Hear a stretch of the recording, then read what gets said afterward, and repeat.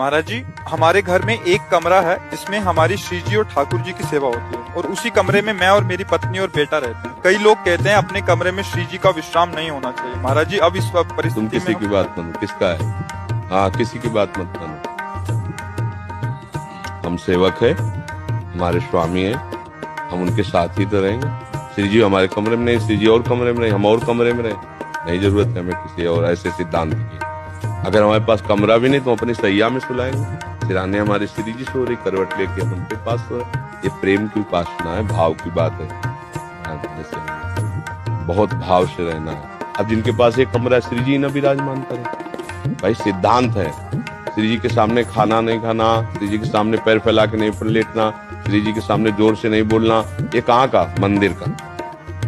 हमारे घर के ठाकुर हम उन्हीं के साथ पाएंगे, उन्हीं के साथ सोएंगे, उन्हीं से हंसेंगे, उन्हीं से खेलेंगे। बुरे बुरे भले जैसे भी है, बेपर्द उनके हम सामने हैं। वो हमें सुधारे, अपने लायक बनावे, चलावे। ये अपने घर की उपासना है, किसी की बात मत मानो। हाँ, प्रसन्न होके चलो। ये सब बाहरी बातें हैं। अपने प्रेम में बाहरी बातें नहीं होती। बाहरी सिद्धांत ठाकुर जी को अधीन नहीं